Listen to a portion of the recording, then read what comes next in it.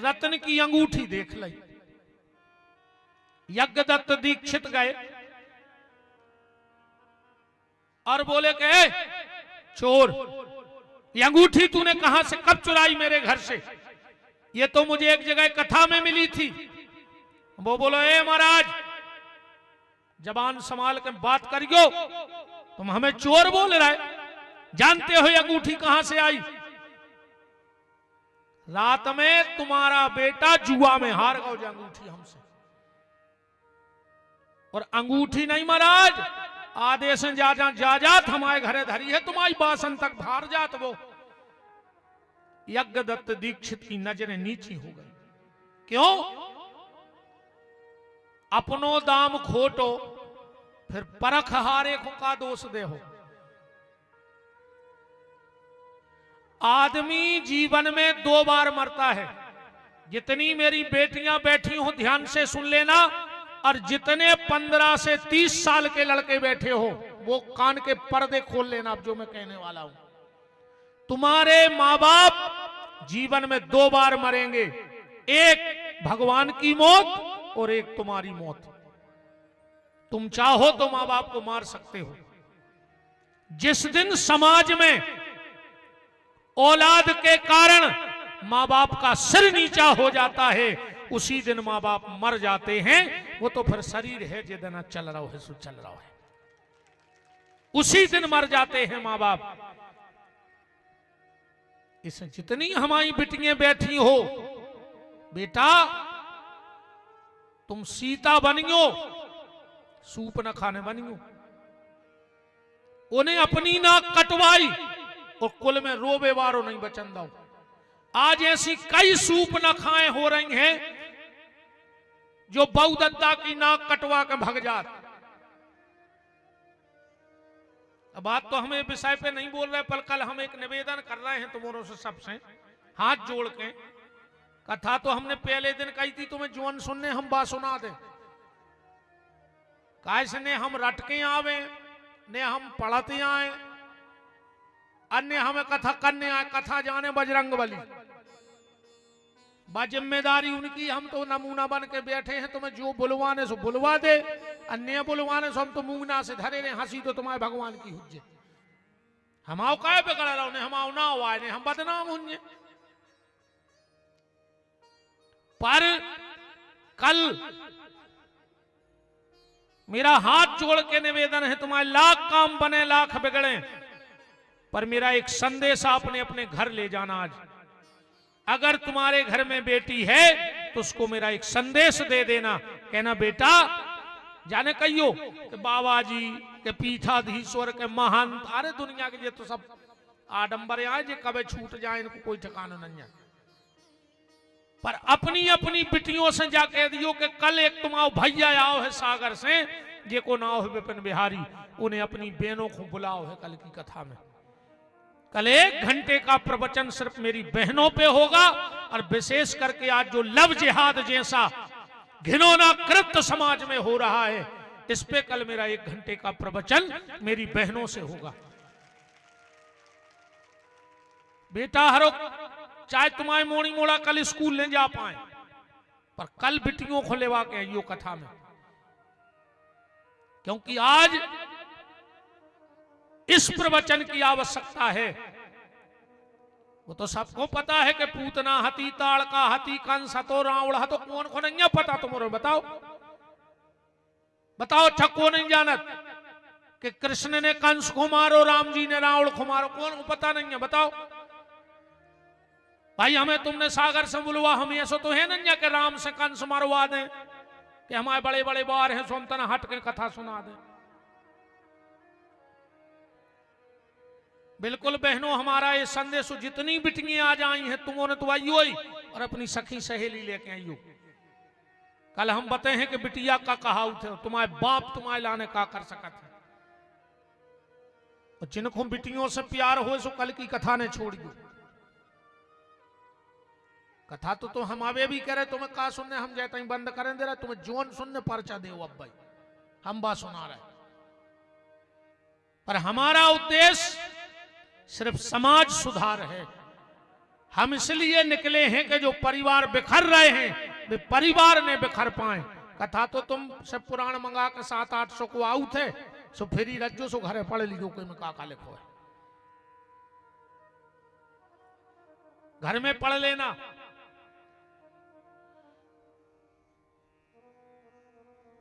बेटा हरो ऐसो कोनो काम ने करिगो जे में तुम्हारे पापा को समाज में सर झुकाने पड़े। न भगवान ऐसी औलाद होता ही मर जाए बज गई अच्छे, ये कहीं ना हो तो है कि हे नैया। और जितने लड़का बैठे हो बेटा हरो, हम बिल्कुल कोनो मंच से नहीं कहते कि तुम माँ बाप को नाव कमाओ, पर एक प्रार्थना है मेरे भाई, अगर तुम अपने माँ बाप की इज्जत बढ़ा नहीं सको तो जितनी उनने कमा ली है वह कम ने हो। जो ये चीज को विशेष ध्यान रखियो, तुम्हारे माँ बाप की इज्जत कम ने हो पाए, अगर बड़े ने तो कोई दिक्कत नहीं है। जो तुम्हारे सियाने बना रहे हैं या बना के चले गए, तुम भाई बचाए रहो। कल को आदमी जाने के वे कि रे बाप मंदिर में रामान में बैठक तो और मोड़ा नाली में कुत्ता सो डरो। कम से कम तुम मंदिर में नहीं बैठ रहे तो कलारी पे तो नहीं बैठियो बेटा हरो।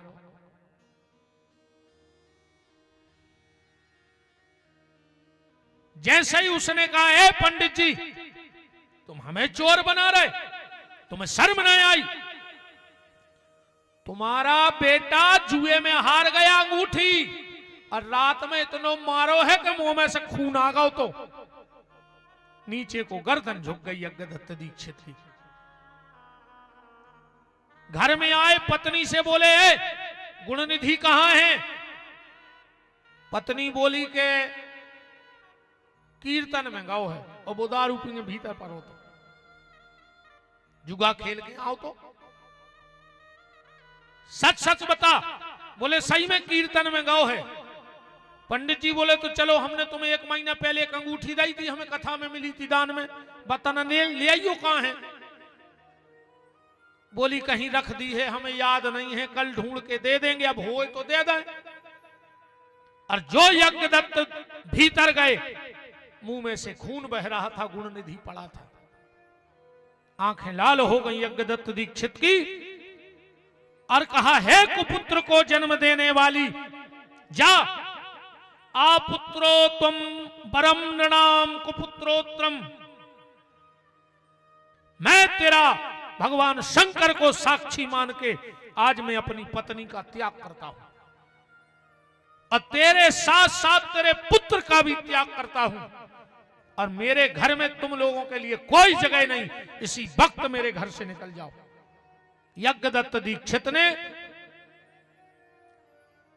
अपनी पत्नी और उस गुणनिधि नाम के बेटे को घर से निकाल दिया। पत्नी तो गई तो एक कुएं में कूद के मर गई। अब इन्हें तो जिंदगी में कब मेहनत करी ने हती गुणनिधि ने। पिताजी ने घर से निकाल दो, मुंह में से खून बह रहा हो, तो एक पेड़े के टको टको करा है रहो। तो संयोग से शिवरात्रि का दिन था, ध्यान से सुनते जाना। कुछ लोग जंगल में भगवान शंकर की पूजा के लिए जा रहे थे शिवरात्रि में, क्योंकि ऐसा ग्रंथ में भी लिखा है कि अगर साल भर भगवान शंकर की पूजा न कर पाओ और अगर शिवरात्रि के रात्रि में भगवान शिव का अभिषेक कर लो तो साल भर अभिषेक करने का फल प्राप्त होता है। जो व्यक्ति शिवरात्रि में 4 पहर का अभिषेक कर लेता है, कितने पहर का अभिषेक होता है शिवरात्रि में? 4 पहर का। ये 4 पहर कहते तो सब हैं, पर ये 4 पहर बनते कैसे हैं? शिवरात्रि के दिन पहला अभिषेक प्रारंभ होना चाहिए ठीक रात 8 बजे।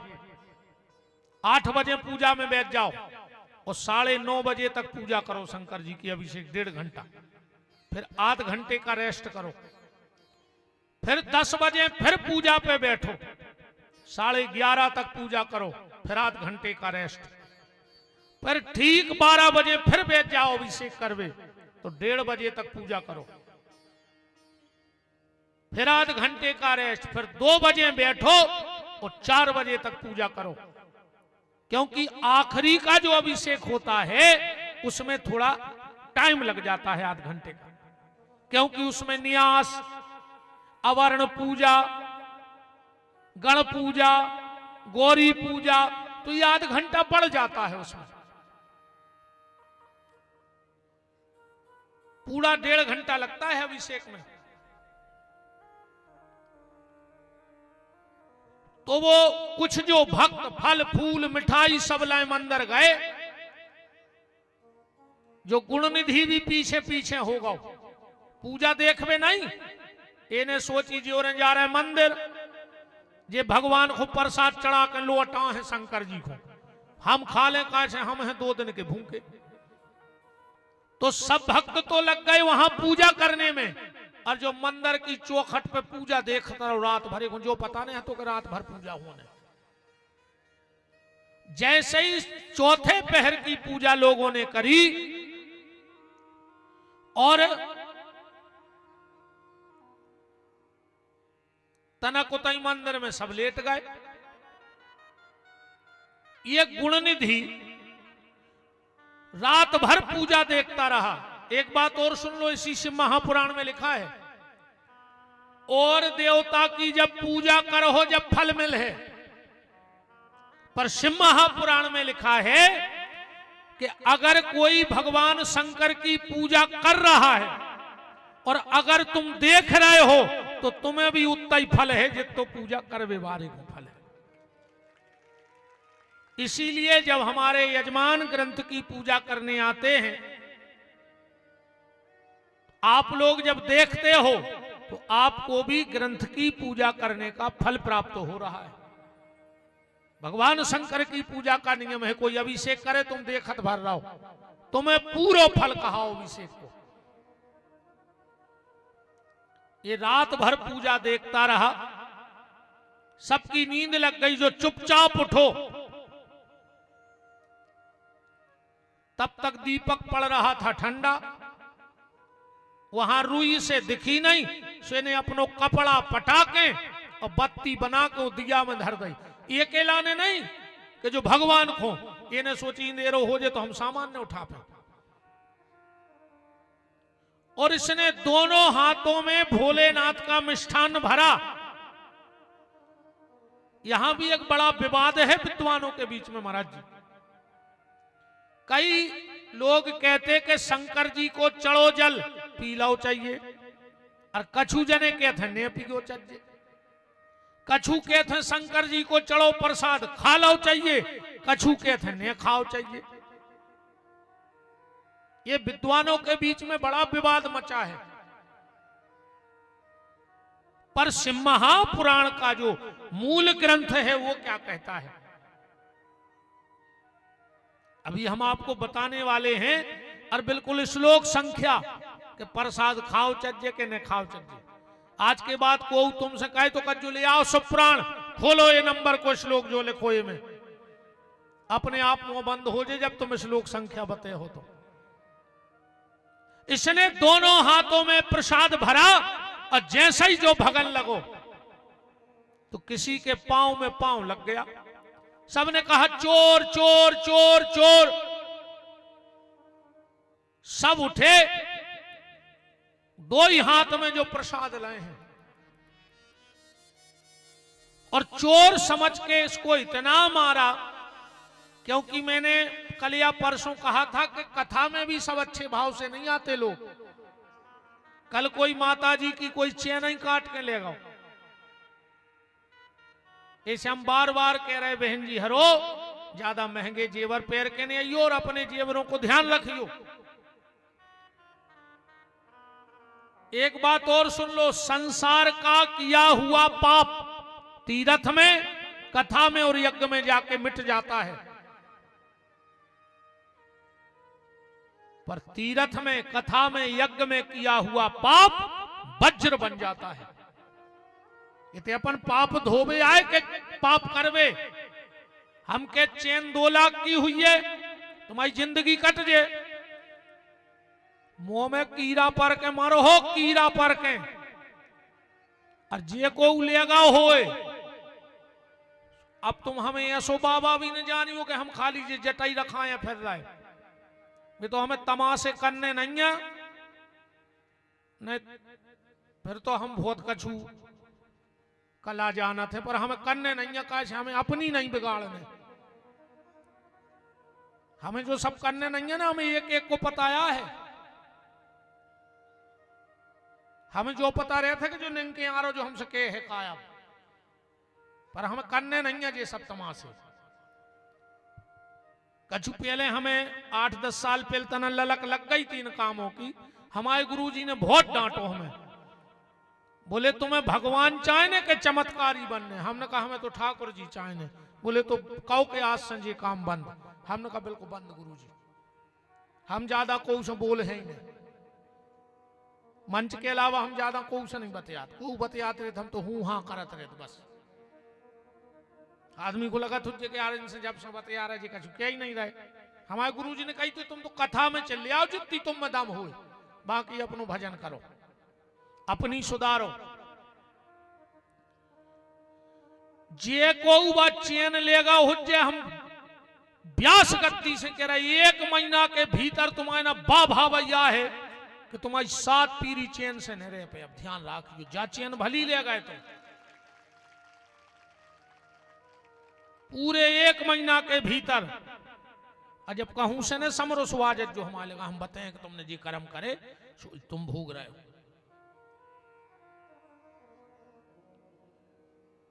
चोर समझकर इसको इतना मारा कि ये गुणनिधि नाम का ब्राह्मण बालक मर गया। और जैसे ही ये मरा, पुराण में आया है